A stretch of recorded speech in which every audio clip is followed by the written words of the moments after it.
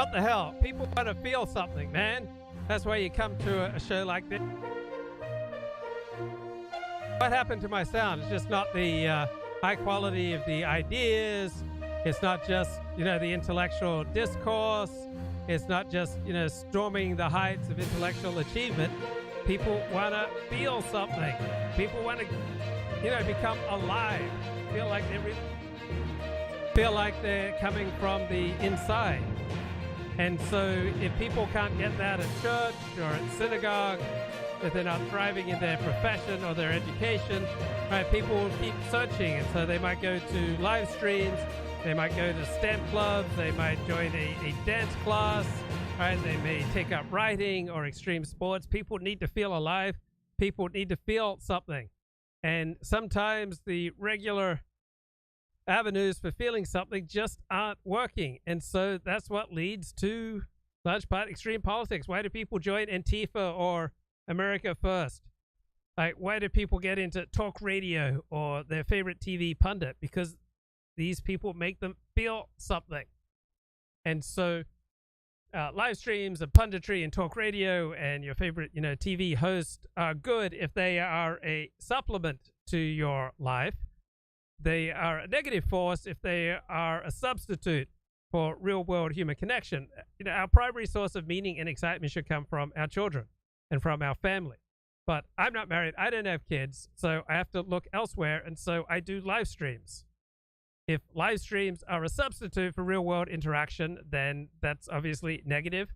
If talk radio or punditry or politics is a supplement to your real-world connections, then that's very possibly a good thing. All right, here's Mother Jones back in March on Autumn Nick Fuentes. Presents. It Came from the Basement. Whoa! Written by Ali Breland. Okay, so very derogatory headline, right? Hey, people feel alive. And it came from the basement. So we have all sorts of emotions and needs that come from the basement. That doesn't make them less real and less valuable. All right? You may have primordial needs for love and to be loved, for connection, to hold and to be held. All right? To build something with somebody, to, storm the spiritual heights of the heavens with somebody else. You may, be looking for someone to grow spiritually or grow Jewishly with. You want to connect with someone Jewishly or Goishly. All right? We all want to feel alive, even if the emotions come from the basement. Right? That doesn't make them bad. 8 months before the white nationalist figure Whoa. Nicholas J. Fuentes ignited a political firestorm by dining with Kanye West and Donald Trump at Mar. Okay, so this is an article, right? This is an article that seeks to dismiss, and diminish. It's not primarily about understanding. So I'm going to take this article as a start to try to journey towards understanding, rather than just, the easy dismissal. So this article aims at the easy dismissal. Mar-a-Lago. He strode out on stage to a crowd of what he claimed were 1,000 followers chanting America First. Behind a podium flanked by 2 Americans.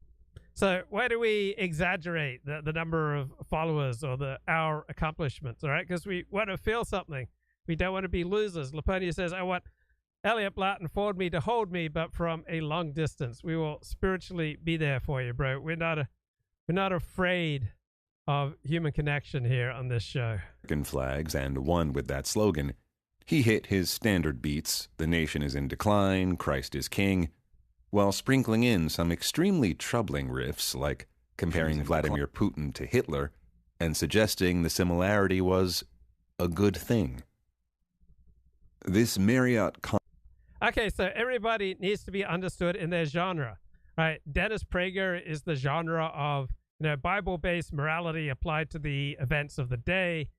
Ben Shapiro is of the genre. He'll say the most conservative talking points possible, even if he doesn't have a clue what he's talking about.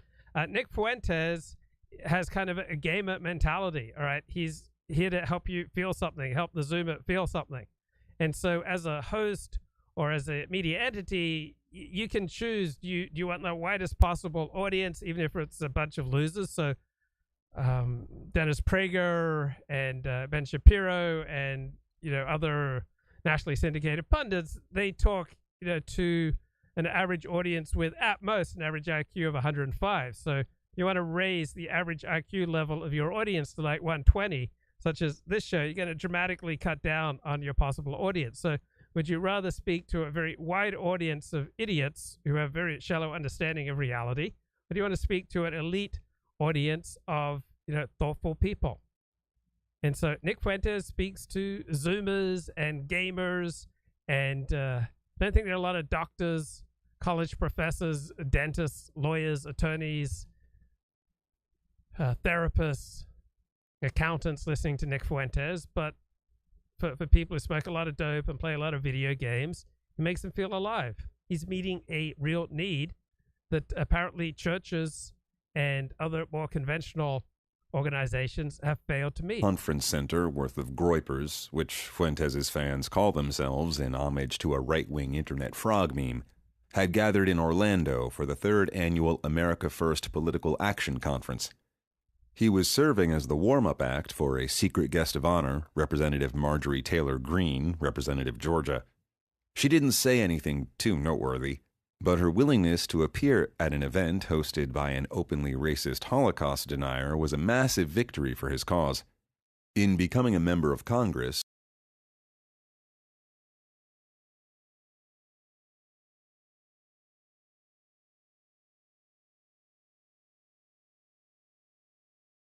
Greene had helped bring institutional credibility to fringe and racist conspiracy theories. Now she was doing the same for his brand of white nationalism. It was a big deal for her to come out and... Okay, where's my sound? My sound is back. All right, so this article is very much on the cheap put down. So Nick Fuentes is many things, but Holocaust denier, it's not really one of his major riffs. He virtually never talks about it. He once made some joke about 6 million cookies, all right, and to extrapolate from that, and I'm sure he's here and there he said some crazy things, but he's working in a particular genre of shock and awe. All right, so people are working in a shock and awe genre. All right, they're going to say outlandish things, but I don't think either white nationalist or Holocaust denier are the proper descriptors of Nick Fuentes. He's a shock and awe, vlogger, talk show host, personality who helps people feel, something, feel intense, feel alive, feel like they have a mission. I remember when I was listening to Dennis Prager and I was really sick, it moved me that Dennis said to me, you're needed in the fight for good values. You need to get well soon. Right? Who doesn't want to participate in the fight for good values, right? Everybody wants to ride a white horse. And let's say that in the real world, you're just constantly meeting failure. You're going to look and look and look for areas where you can shine. And so that might be in painting or in extreme sports or in extreme politics, right? We all have a need to shine, to feel important. Do that, Fuentes said, praising Greene after her keynote. You guys know full well the risk. She put herself out on a limb tonight, and we here at AFPAC are grateful. At AFPAC, I famously said it would be a small group of highly motivated people who would change the world, he added. Here in Orlando, I say we are that group of people. We are going to rule this country. The event's evolution suggests he's made progress toward that goal. The first one... The idea that America First and Nick Fuentes are going to rule the country is, of course, absurd. But believing absurd things gives you, meaning and purpose and passion. Now, you can believe absurd things and still be highly effective in the world. But, frequently people who get into extreme politics or extreme causes, all right, believing things completely disconnected from reality, generally speaking, makes you less effective and in the long run, less happy and less likely to pass on your genes. In February 2020, had no politicians. Instead, featuring far-right commentator Michelle Malkin and Patrick Casey, a longtime member and leader of the neo-Nazi group Identity Europa. By 2022, 6 Republican elected officials spoke, including Greene and Representative Paul Gosar, Representative Arizona. Okay, so it sounds like American politics is becoming more polarized, more extreme. But the circumstances and the situation has changed. So what was taken for granted in America in the 1950s, all right, that outlook is now known as this extremist ideology of Christian nationalism. But many of the tenets of Christian nationalism would have been considered, perfectly normal, and people didn't get excited about them, didn't even use the terminology Christian nationalism. But when the situation changes, when the tide starts, rolling out, so that Christians have less and less influence in the world, then they're going to have to reach for more and more extreme measures to try to stay relevant, to try to stay alive, and try to stay feeling important. They appeared alongside explicit white power activists, including Vincent James, a supremacist influencer who used his speaking. I mean, are there any, supremacists, outside of the quote-unquote white nationalist realm? Doesn't every group think it's supreme? I mean, come on. Every group thinks it's the very center of the universe and that the world revolves around it. Japan, right, the land of the rising sun. Japan believes that the sun rises first on Japan and then goes to the rest of the world. China means center of the earth. And every group thinks that they're supreme. It's not just some unique weirdness of people on the far right. Slot to argue that crime wouldn't go down until even more black Americans were in prison. Peter Brimelow, who founded... Well, I think what is a more intelligent way of arguing that is crime's not going to go down until the people who commit the most crime are in prison, right? And so right now there's a disproportionate number of certain types of young black men who commit astronomical rates of crime. But in other areas of criminology, like other groups commit astronomical rates of crime. So you have to punish the people who are causing the most harm, the most disruption to society. And right now in America, that means a lot of a certain type of young black men. It's not young black women. It's not middle-aged black men. It's not old black men, right? It's not old Asian ladies. There's a certain element of young black men who are committing an astronomical amount of crime. If you take the people who are committing an astronomical amount of crime and you put them away in prison for a long time, you can then dramatically reduce crime rates. The white supremacist website VDare and Jared. Okay, Peter Brimelow from VDare. VDare is an anti-immigration website, right? Virginia Dare was not the first white child born in the United States. She was the first British child born in the United States. So VDare wants to keep the Anglo-Saxon tradition strong in America. So it has, black people and Asians and Latinos writing for the site. It's primarily an anti-immigration website. Taylor, founder of American Renaissance, a racist journal. I mean, you can call American Renaissance many things, but just racist journal is just such an easy put down, right? You can always call anyone racist, but when terms like that are just used, over and over again, they lose all meaning, right? This is not an article that wants to understand. And so what happens when people are deliberately put down, robbed of their humanity, dehumanized, degraded, objectified, pointed out, these are the bad people, these are the horrible people, these are the evil people, and that's the only kind of treatment that they get from polite society? Well, whether they're Muslims or black nationalists or white nationalists or whatever group they are that is consistently, put in the other and the dangerous and the awful out group category, eventually people are going to revolt, right? On the other hand, right, treat people like human beings, try to understand where people are coming from and give people a fair go, and you're less likely to have a polarized situation.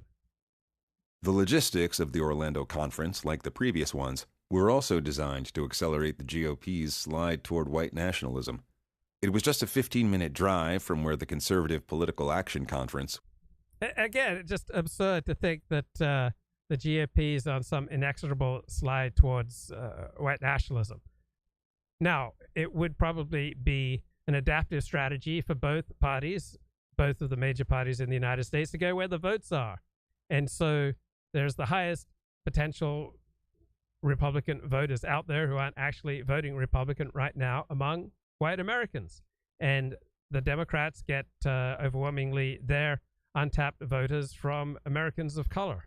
So go where the votes are seems like a pretty sound strategy, whether you're Republican or Democrat.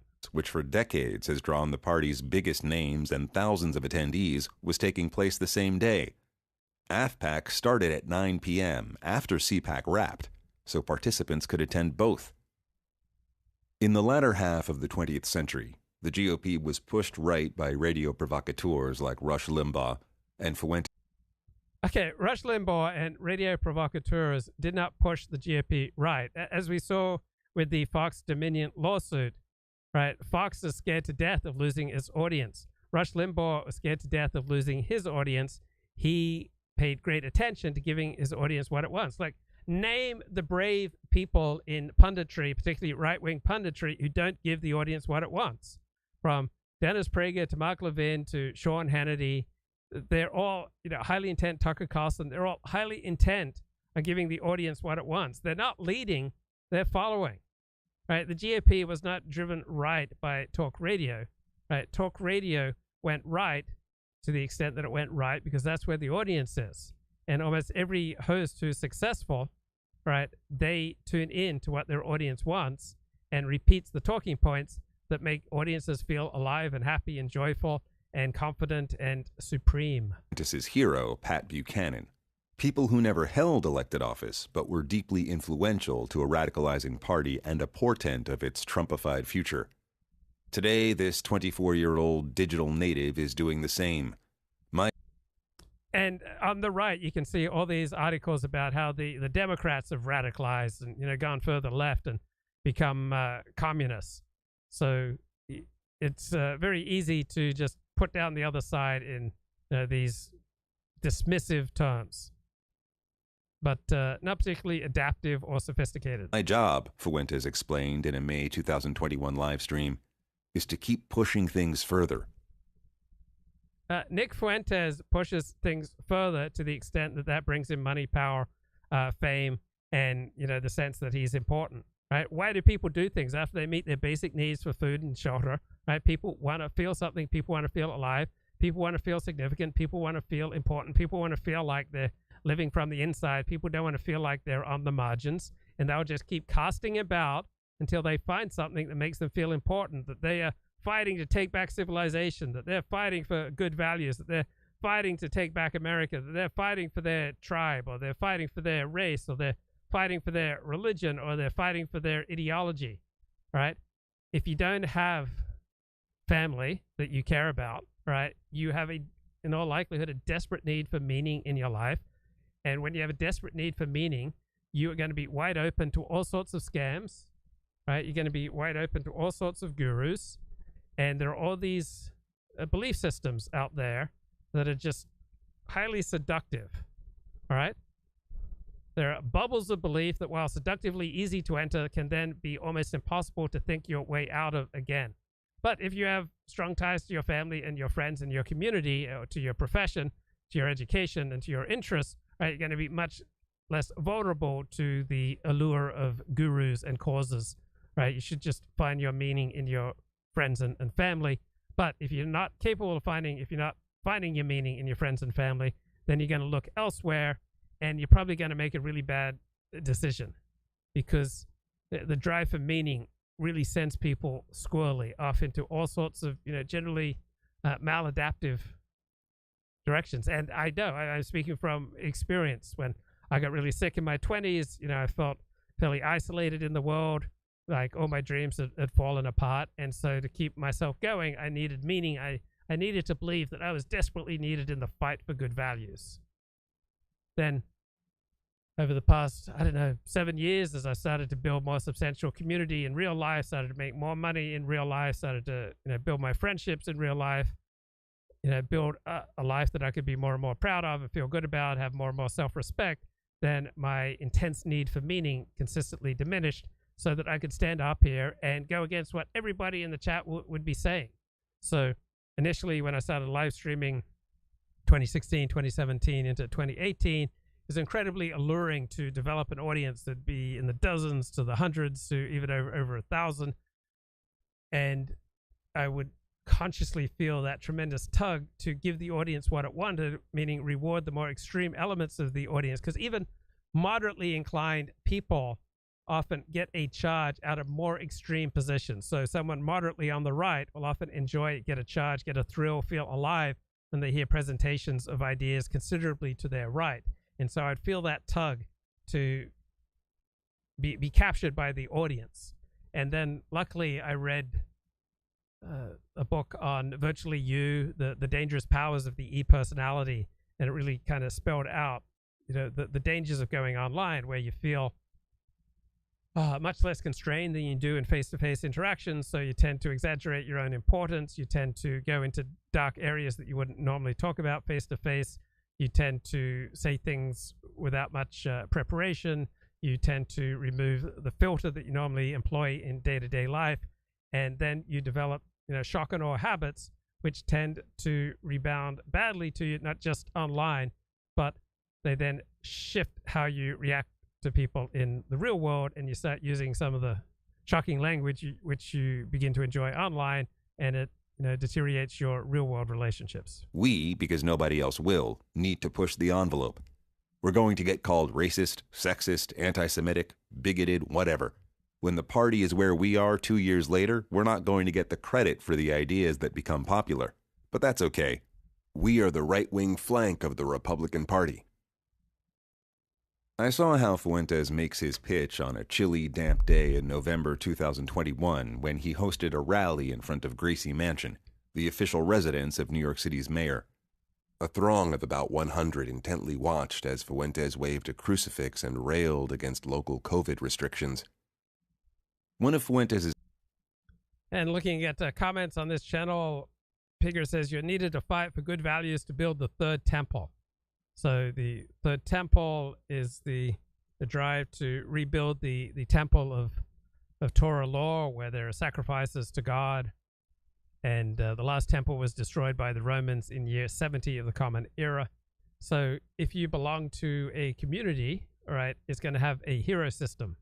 All right, we almost always get our hero system from our community. Most of us are not such amazing artists and scientists that we can get our hero system from our own accomplishments. Rather, we feel heroic because we conform to the value system of our community. So I joined Orthodox Judaism, and much of my feeling of heroism is when I fulfill the commandments, the mitzvot of the Torah of Orthodox Judaism, follow in the pathways of my adopted people, help out in my modest ways, and learn Torah, and follow in the hero system of the community. And by doing so, I then feel connected to something eternal.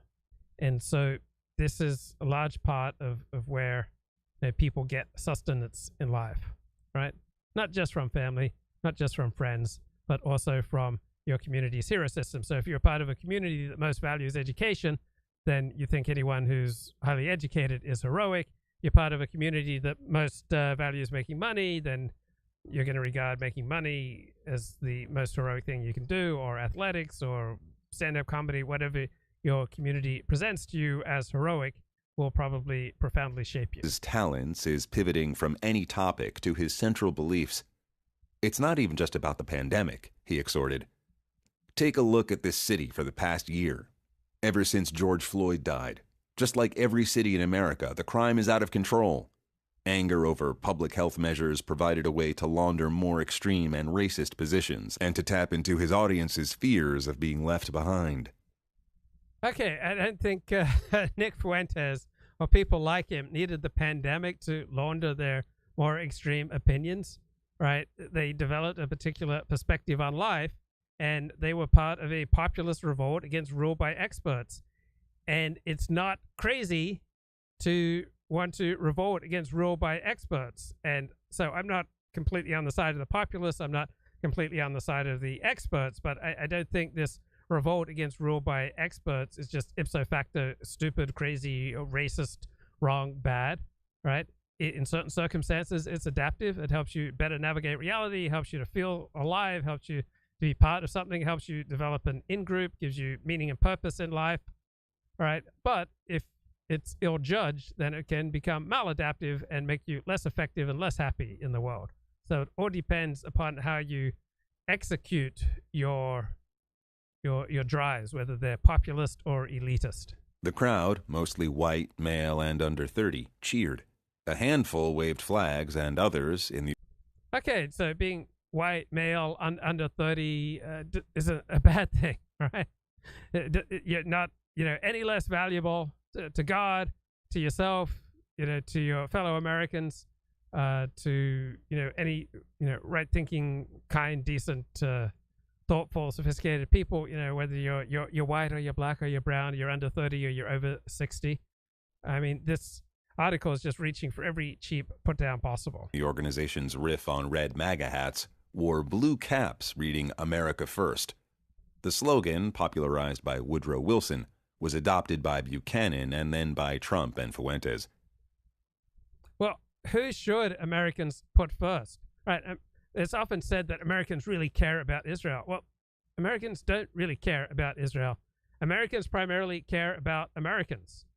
And so it's kind of weird if Americans put, anything else ahead of America.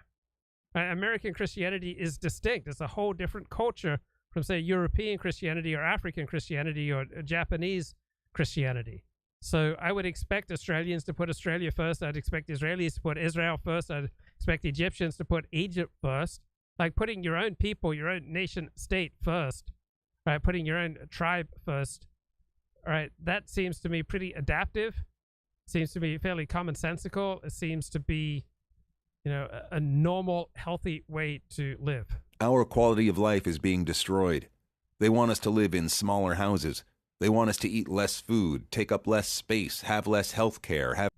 Okay, so you can make this kind of populist anti-elite case appealing to people with a 100 IQ, all right? And that's what Nicholas Fuentes does. Now, there's a more sophisticated version of the populist case for the 120, 130 IQ crowd, but that's not where Dennis Prager or Ben Shapiro or Sean Hannity hang out. I mean, Tucker Carlson has done it on occasion, but also, accompanied it with a lot of nonsense and idiocy. Have fewer children, and they want us to eat crickets, Fuentes said, egged on by supportive boos. I'm not eating any bugs. So anytime you have any kind of identity, whether it's Jewish, American, Mexican, white, black, brown, Latino, Italian, French, English, right? What accompanies every strong form of in-group identity is a sense of victimhood. And if you're a strongly identifying Scotsman, you have a sense of victimhood probably against England, perhaps against the EU. If you're a strongly identifying Irishman, you have a strong sense of victimhood vis-a-vis England. If you're a strongly identifying Frenchman, you have a strong sense of, victimhood vis-a-vis the Germans and probably the English as well. If you're strongly identifying Japanese, you have a strong sense of victimhood against, neighboring countries, against the Anglos. I mean, everyone with a strong in-group identity, whether you're Christian, Jewish, gay, if you're strongly identifying as Ethiopian or as Australian, right, you can come up with, a story. It's all an intrinsic part of a strong in-group identity is being angry at the victimhood of your people. Now, that sense of victimhood on a scale of, 1 to 2 in intensity helps you because it gives you meaning, purpose, and an in-group to identify with. It gives you a trajectory in life. It gives you a moral compass. But if you're walking around in a relatively safe multicultural society like the United States or Western Europe, walking around with a sense of, in-group victimhood at a 5 or above is probably maladaptive. You'll be less effective at getting along with people. You'll be less popular at work. People will kind of shy away from you. And then in reaction to people shying away from you, you'll intensify your in-group identity and your in-group sense of victimhood, which will increasingly make you, unhappy and less effective. So all sorts of things are wonderful at a 2 out of 10 in intensity and then become maladaptive with a, 5 out of 10 intensity. From Father Coughlin to Donald Trump, demagogues have long commingled racist and anti-Semitic appeals with fear. Okay, so demagogues, again, they're telling people what they want to hear, right? Demagogues aren't changing minds. Hitler, Father Coughlin, Donald Trump, it didn't change many minds. They released in some people things that were previously latent, but overwhelmingly people whose outlook on life, aligned with that of Hitler or of Trump, right? They supported Hitler or Trump, And then people who are opposed to, those perspectives, they didn't change their minds under the influence of, brilliant propagandists like Steve Bannon or Joseph Goebbels. All right. So demagogues, pundits, talk radio stars, gurus, right? They meet a need that people have to feel important, to feel a sense of community, to feel alive, right? To feel something. People want to be passionate. People don't want to feel left out and on the margins. And people who are feeling left out on the margins, they are just waiting to be activated by some slick speaker, someone who can come along and give them meaning and purpose. Years of economic decline. Fuentes' power comes from layering on a generational critique that taps into young people's apprehension that their prospect. Fuentes' power, a pundit's power, comes from making people feel amazing. When Dennis Prager says, the bigger the government, the smaller the citizen, he's been able to reduce audiences to tears. Now, the thought doesn't hold up to analysis, but when a skilled speaker like Dennis Prager is going at it, he says all sorts of things that just make like-minded people feel amazing. And so too Ben Shapiro or Sean Hannity or Tucker Carlson or Barack Obama. All right, Barack Obama's speeches, when you read them, they were just like nothing.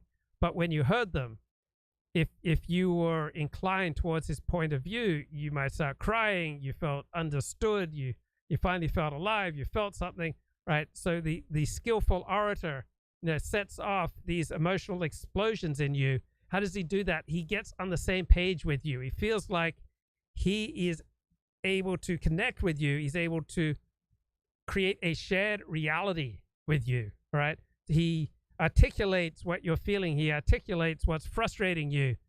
He displays empathy for your struggles. Then you feel like, oh, this speaker, he really gets me. And then he shifts you and guides you and stays on the same page, creating a new shared reality with you. And out of this interaction, you feel energized. People who listen to Dennis Prager get energized, right? His regular listeners, his fans get energized. People who listen to Barack Obama get energized. People who listen to Donald Trump are on the same page. They get energized. They feel something. They feel alive. They feel connected. They feel like they're living from the inside. And so the skilled, smooth talkers, they release these emotional bombs inside of their audience. And it's like, oh, wow, yeah, this is how I've always felt, but nobody's ever articulated it so well.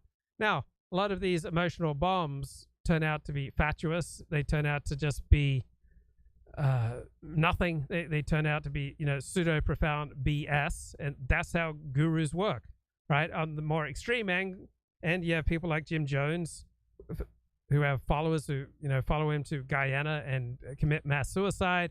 You have this evangelical Christian pastor in Kenya who got, hundreds of people to starve themselves to meet Jesus. That's just an extreme manifestation of people's desire to feel something, to feel alive, feel like they're living from the inside, that they have a community, they have, an in-group, they have excitement and meaning and purpose. And that pastor in Kenya or Jim Jones was able to say things that just, set off intense emotional reactions with people. But it all begins with getting on the same page. It all begins with feeling a sense of empathy. When I listen to Dennis Prager, when I talk, one-on-one with Dennis Prager, or when I'd attend a lecture with Dennis Prager, I felt, very connected. I felt like we were sharing the same reality, and then we were creating a new reality together, and it was very exciting, and it would fill me with energy. It'd fill the crowd with energy.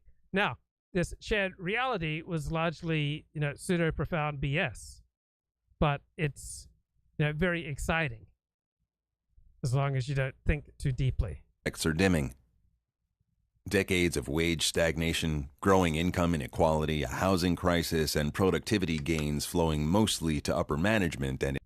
Okay, that's not why Nick Fuentes has an audience. He has an audience because he helps people feel something. He helps people feel alive. People feel aggrieved, gives them a sense of in-group identity.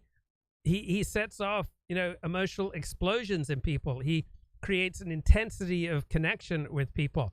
He relates to people where they're at, and then articulates what's bothering them, what seems to be holding them down. And so he's providing this emotional service. Yeah, it's largely, pseudo-profound BS, but it's not because of the economy, primarily, right? It's not because of these, external economic indicators. It's because people need to feel alive. People need to feel excited. People need to feel connected, meshed, joined, part of something bigger than themselves, that they're, marching with other people to, create a better world or to protect their tribe or their country or their religion. And that's what Nick Fuentes is so good at doing for a largely 100 IQ audience. And investors have all led Gen Z to question capitalism. The ranks of democratic socialists. Okay, it's not questioning capitalism that drives the Nick Fuentes movement, right? What drives it is emotion, right? He's able to say things and to make jokes and portray a certain attitude to elites and to the world around us that provides people amusement and a sense of purpose and a sense of importance and a sense that they're on the winning side, right? If you don't have several friends at your church or synagogue, you're not going to hang out there long. If your political orientation doesn't come with friends and a sense that you're on the winning team, that you got something cool, you're probably not going to hang out very intensely in that type of politics. All right, people large part choose their politics for aesthetic reasons. They want to look cool to certain people. They want to connect with certain people. They want to be bonded with certain people. They want to be part of a certain social clique. And then they choose their politics and often their religion around their desire for social connection. Have grown as a result, but not every young person is drawn to the left. Fuentes is one of a few figures on the right who directly speak to new generations anxious about the decline of the middle class and wondering what to do about it. By combining class and economic precarity with white nationalism, Fuentes makes racism even more persuasive to a certain kind of person. This brew has helped fuel his meteoric rise from fringe YouTube star to Mar-a-Lago guest, becoming heir apparent to the American white nationalist throne. Fuentes is known for his charisma, unlike some of his right-wing internet peers. Okay, so one great definition of charisma is that you pull off the impossible. And when you seem to pull off the impossible, like Nick Fuentes has apparently assembled a huge following, that then gives you more resources to more successfully, pull off more, seemingly impossible ventures going forward. And that is the direction of charisma until, ultimately you fail. So Hitler, he took over the Sudetenland and he took over Czechoslovakia and he took over Poland and Western Europe, and he was taking over much of the Soviet Union, right? He kept pulling off the impossible until it stopped working, and that's when his charisma ran into a brick wall. Like Ben Shapiro and Tim Pool, who speak in monotones and try their hardest to present as intellectuals, Fuentes prefers to grandstand while... Okay, so the idea that Tim Pool or Ben Shapiro intellectuals is just pure delusion. But a lot of people really honestly believe that. A lot of people think that when they're listening to Dennis Prager and Ben Shapiro, that they're listening to like premier intellectuals, right? But it's always people who are relatively ignorant in the area who think of, Ben Shapiro, Dennis Prager, or some, other right-wing pundit as an intellectual, right? The more learned someone is in a particular area, the less likely they are to fall for some pseudo-profound guru like Ben Shapiro or Dennis Prager or Nick Fuentes, Richard Spencer, Tim Pool. Working to provoke and engage. Another major component of Fuentes' appeal is that he provides logically consistent, albeit atrocious, answers to the contradictions of modern conservatism. Again, this is nonsense. All right, Nick Fuentes' appeal isn't based on providing logical, consistent answers to the problems of modern conservatism. His appeal is that he makes people laugh, he makes people feel something, he makes people feel amused, he makes people feel aggrieved, he makes people feel like they're going to win, he makes people feel like they're part of an in-group, right? He makes people feel things. That's the appeal of Nick Fuentes or a Dennis Prager or a Ben Shapiro or a Sean Hannity or a Tucker Carlson, right? Their appeal is based on making people feel things. It's not based primarily upon ideology. His arguments have a way of ripping open muddled beliefs advanced by mainstream conservatives. Take their grievance against woke capitalism, which really means businesses responding to consumer expectations in a manner that bolsters the bottom line, a complaint that flies in the face of the free market worship that is core to mainstream figures on the right. Fuentes circumvents this contradiction by just never defending capitalism. Unlike many elected Republicans, he does not argue against diversity while claiming he isn't racist. He openly argues diversity is bad because of his belief in the inferiority of non-white races. The list goes on. No, that's not what drives Nick Fuentes. He has picked a side. He's picked a tribe. He, likes his in-group, and it has absolutely nothing to do whether members of out-groups are superior or inferior, right? You can love your in-group and prefer the company of your in-group, even if you recognize that out-groups in different areas are far superior to whatever your in-group can do. Like, you love your mother and father, right? Even if there are other, better-looking mothers or, more productive, more efficient, more effective, more affluent, more successful people than your father, right? That's not going to, affect whether or not you love your parents. So, too, people love their people, whether or not their people has the highest IQ or the highest, per capita earning, or has the highest number of technology patents, right? It's all about who you love, man. Who you love, right? People love their families, without regard to whether or not outsiders are, greater, more effective, superior in different ways. If there is a right-wing belief that involves obfuscating an unsavory motivation, Fuentes is open about it. He speaks to the people who don't mind saying everything out loud.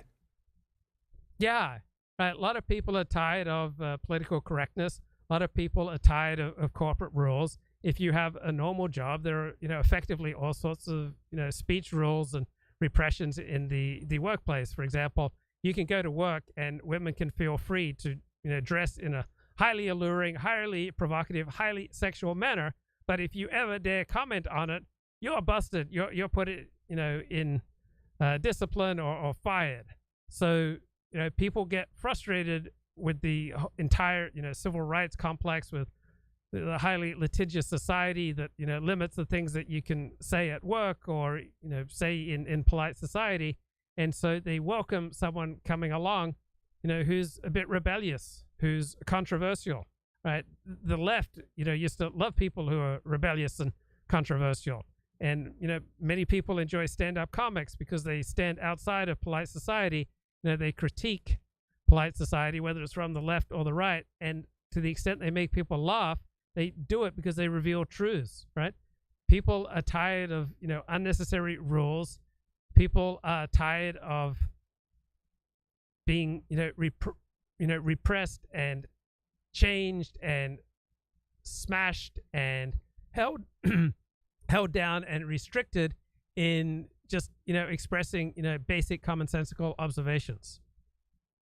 And so they enjoy, whether it's stand-up comics or right-wing pundits or, left-wing activists, people who come along and, smash, oppressive pieties that so, limit normal human connection.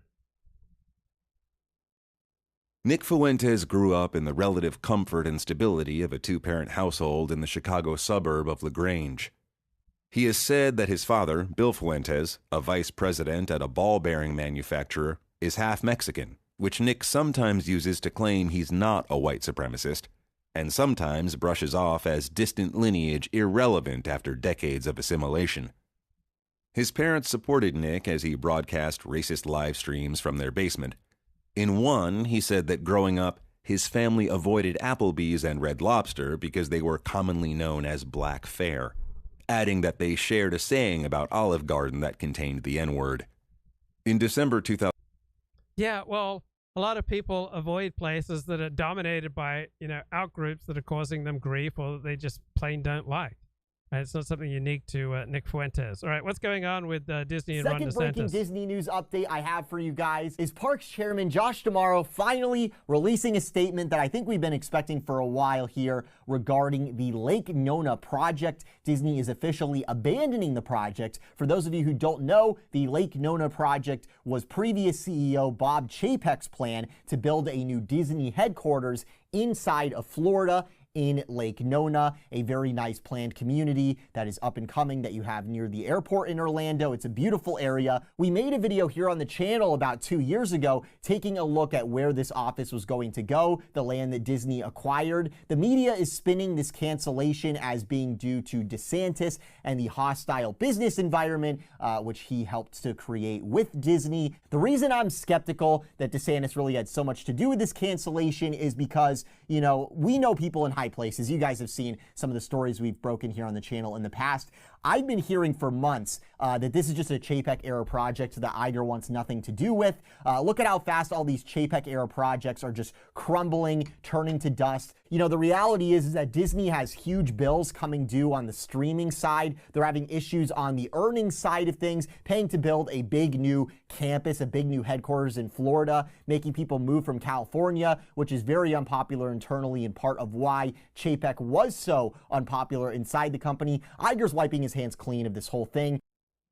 All right, this is Tucker Carlson, March 13th, before he was fired. You can say, like, I don't think we should fight a war against China. I definitely don't think we should fight a war against Russia. But you can't say the world is going to be a better place when China and Russia control the majority of it. You just can't say that. I'm sorry, you just can't. No, you can't. And yet they're making that a dead certainty. Wow. Well, I saw Trump said he could close that in 24 hours if he wanted to. Do you think he could? Before I arrive at the Oval Office, shortly after I win the presidency, I will have the disastrous war between Russia and Ukraine settled. It'll take 24 hours. If it's not done before then. President, and I say this, I will end that war in one day. It'll take 24 hours. Do you think he could? I have no idea. I mean, he couldn't build a border wall in 4 years. So, you know, there is a gap between promises and delivery. And maybe because he's a little bit autistic, no person can say, like, I don't think we should fight a war against China. Okay, back to this Mother Jones article on Nick Fuentes. 2021, his mother phoned into his show to speculate on the race of a man who'd opened fire in a mall near her home. What flavor do you think that shooting was? Lauren Fuentes asked. You know.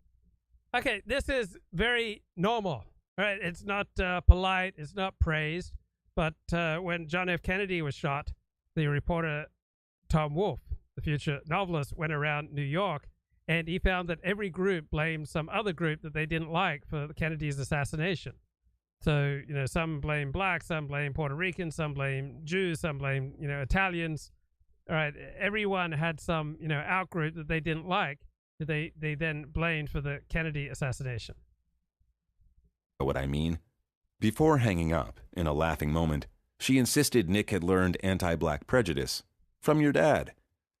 Nick entered high school in 2012, where he assembled a roster of activities that suggest a lust for attention and budding oratorical skills. He joined the speech team and Model UN, got elected student body president, and was selected to greet Illinois' governor during a school visit. Fuentes hosted a campus TV and radio talk show where he discussed his conservative politics. He was more moderate then, he would later admit, sometimes describing himself as a former libertarian. Bill Allen, who taught Fuentes and ran the school's television programs, told the Chicago Tribune in 2017 that none of the stuff he produced was even close to the level he's at now. So why do people, like commentators, sometimes become more radical or more moderate? They're responding to incentives, to a change in situation, right? If you're in a situation where it pays for you to be moderate, you'll, have all these incentives to become more moderate, and you likely will become more moderate. If to, get an audience to, maintain public attention, you are incentivized to become more extreme, more radical, you'll shift in that direction. So why do people do the things they do? In large part because of events, my dear boy, events, and otherwise known as situations. When situations change, people change with them. The libertarian to fascist pathway is well documented, and the So why is there a libertarian to fascist pathway, and why is there like a fascist to communist pathway?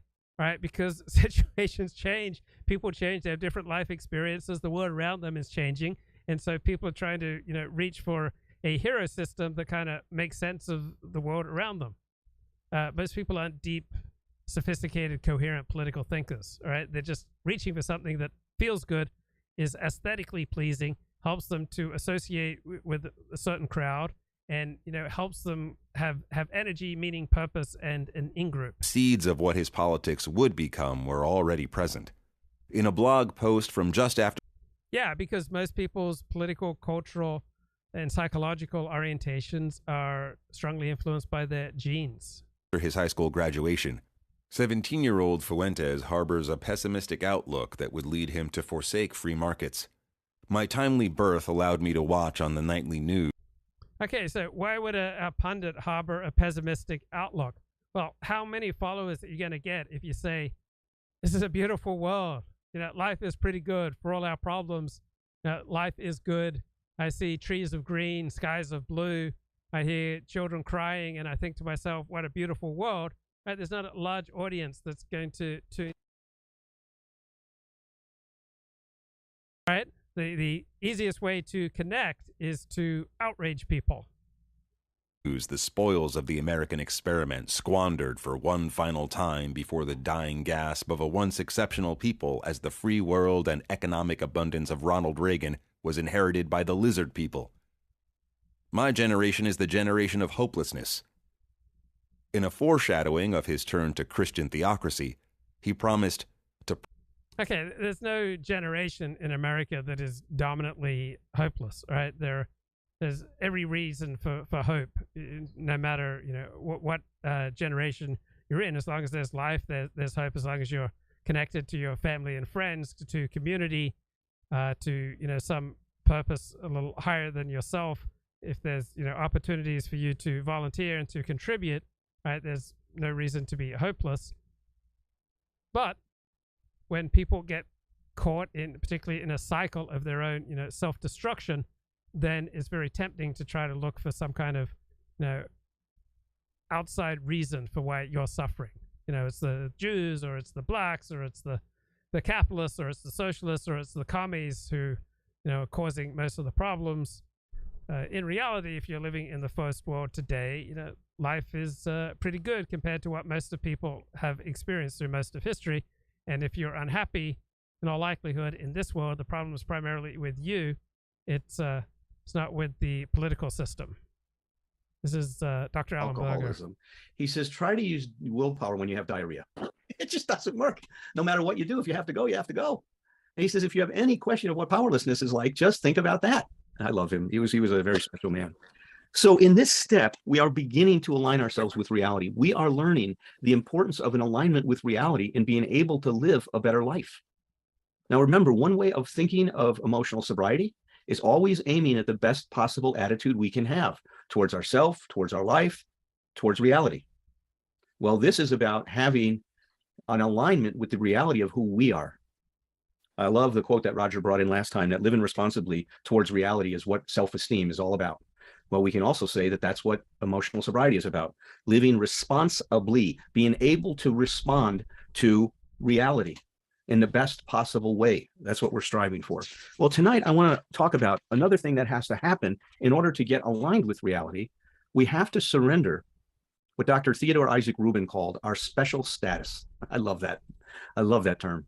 Our special status, that somehow all the rules that apply to other people don't apply to us. We're special. Yeah. You know, I love when Herb gives his talk about, you know, when you ignore a physical law, what happens, right? Gravity is gravity just all the time. It doesn't care what you think about it, whether you think it's not happening or not. If you jump off a building and you flap your arms as fast as you can, you're still going to fall and probably break your leg, or worse, you know, die from the fall. Well, it's also true that when we don't live in honor of the reality of who we are, we're jumping off a building all the time. We are at odds with reality. And we keep trying to figure out a way to control something that we don't have any control over.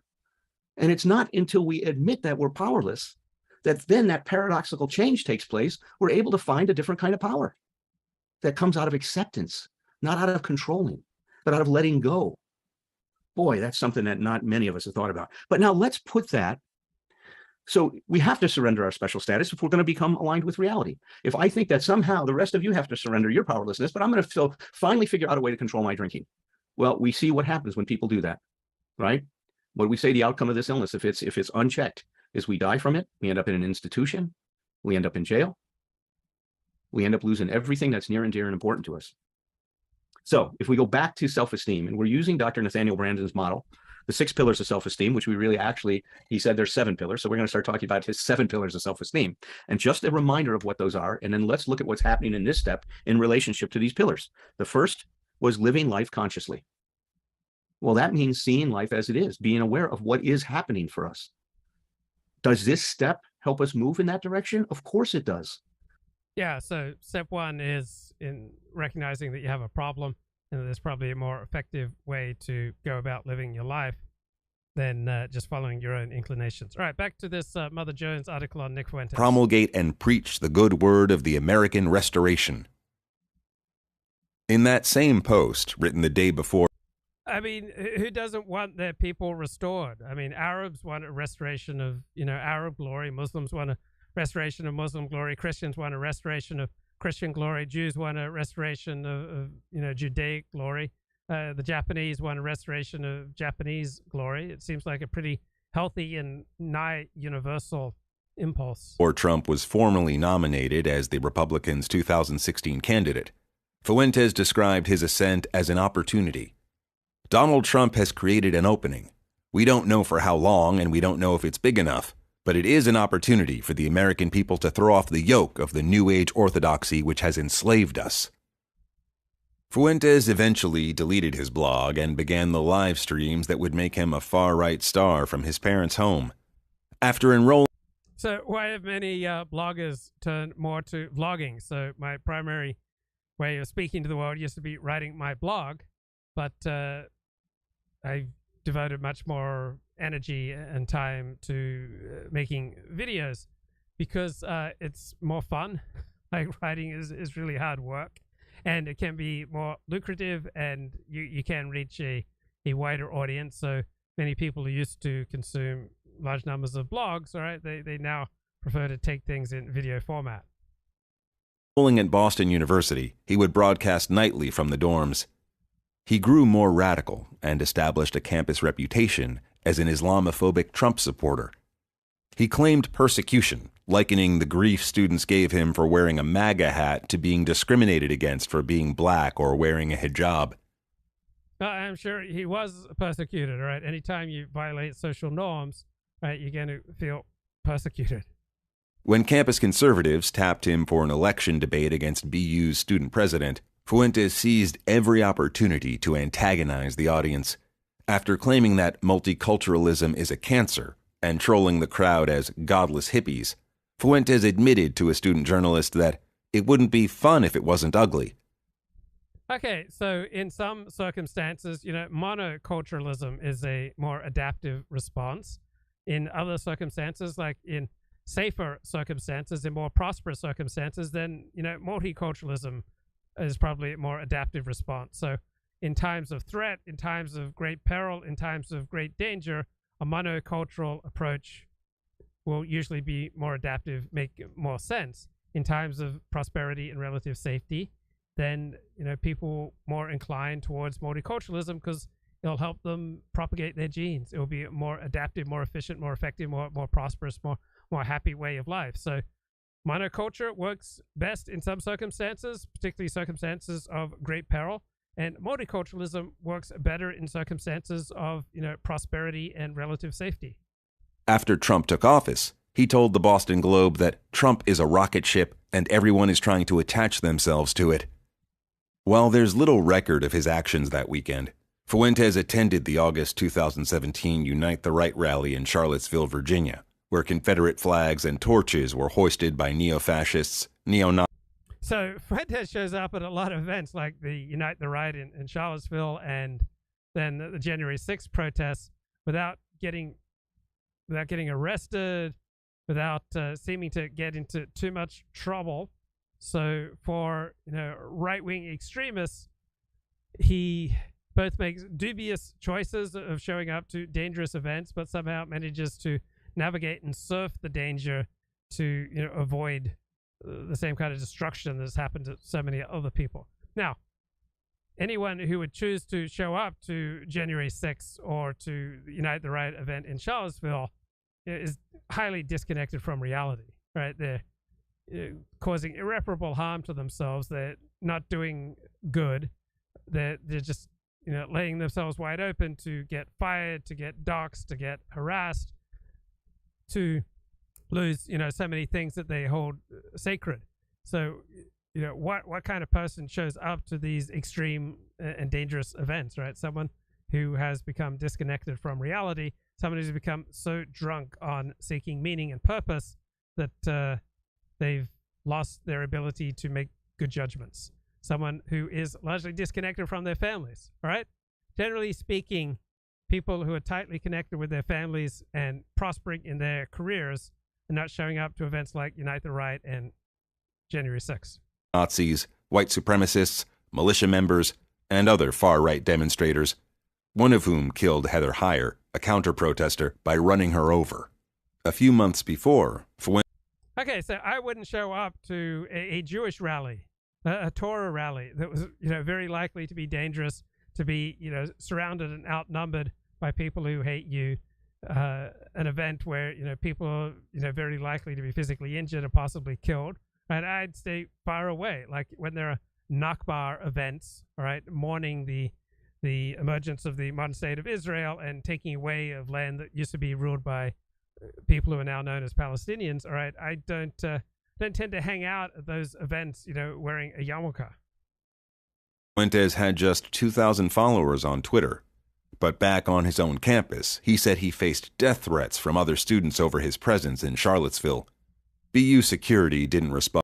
All right, no one can be in public life, all right, whether it's a sportscaster, a weathercaster, a model, let alone a political pundit, and not receive death threats, right? That's just the price of fame. To a request for comment on his claim, but contemporaneous press coverage repeating it raised his profile. By October, he had amassed 12,000 Twitter followers. The rally proved to be the terminus point for key figures on the alt-right, leaving prominent white nationalists like Richard Spencer and James Alsop either tied up in litigation or too toxic to generate mass appeal. Right, so whenever you do something, right, you engender certain reactions to you. And when you engender, reactions that are far more, hateful towards you and far more effective in negating you than creating, positive repercussions, all right, you've usually made a really bad decision.